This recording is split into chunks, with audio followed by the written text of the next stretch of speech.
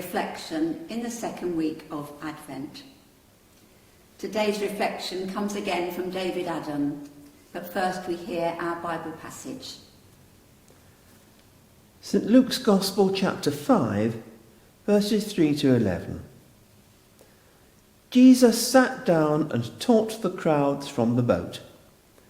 When he had finished speaking, he said to Simon, "Put out into the deep water and let down your nets for a catch." Simon answered, "Master, we have worked all night long, but have caught nothing. Yet if you say so, I will let down the nets." When they had done this, they caught so many fish that their nets were beginning to break. So they signalled to their partners in the other boat to come and help them. And they came and filled both boats so that they began to sink. But when Simon Peter saw it, he fell down at Jesus' knees, saying, "Go away from me, Lord, for I am a sinful man." For he and all who were with him were amazed at the catch of fish that they had taken. And so also were James and John, sons of Zebedee, who were partners with Simon. Then Jesus said to Simon, "Do not be afraid. From now on you will be catching people." When they had brought their boats to shore, they left everything and followed him.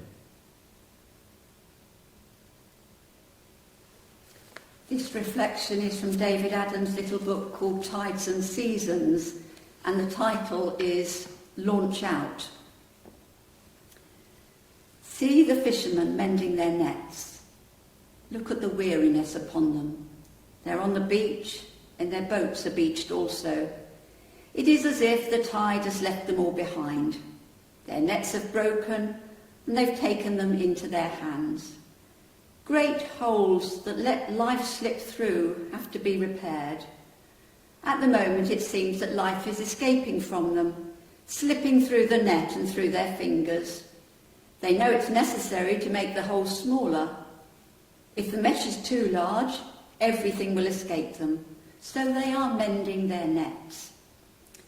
It is at such a moment that he comes. He comes when life seems to be escaping us. He comes when we toil all night, get nothing for it. Beware, he is wanting to cast his net, and he is making the casting area smaller. He does not want everyone just to slip away. See him being jostled by the crowds. The beach is becoming so crowded that he can hardly move. If he is to land a great catch like this, he will need help. So he calls to the fishermen. He wants their support. He needs a little space, so he borrows their boat and the fishermen. For a while the talking goes on, but then Jesus comes to the important bit. Thrust out a little from the land. A simple request, but is the beginning of something bigger. It is nice being there with the gentle movement of the boat. They begin to wonder why they do not do this more often. It's so relaxing, so refreshing. Because of this action, they feel especially close to Jesus. He is in their boat. He is in their lives. Launch out into the deep.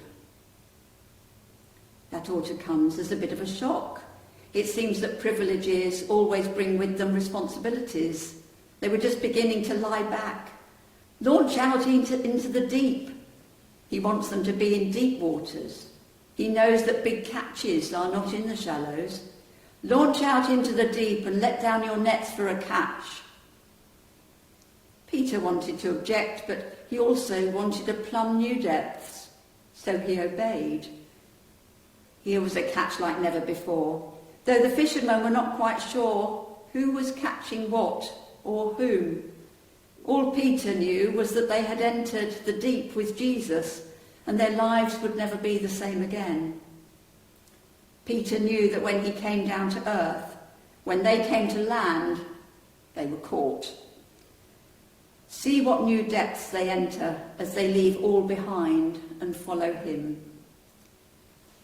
Begin to learn the glorious liberty of the children of God. Move out from the crowd and the noise each day. so that you may know he is in your boat, in your house, in your life. If you do not do this, you are hardly ready for the next call. Launch out into the deep.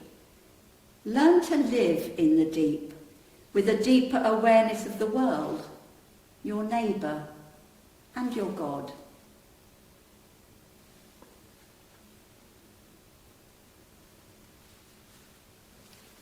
This again is a prayer from David Adam from the same book.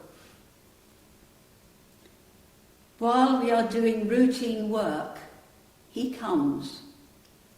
While we are mending our nets or our cars, he comes. While the very life we seek is slipping through our fingers, he comes. When we toil all night and catch nothing, he comes. When we are tired and frustrated, he comes. And every time he comes, he calls. He calls us today and every day. Thrust out from the land. Do not be earthbound or desk-bound. Amen.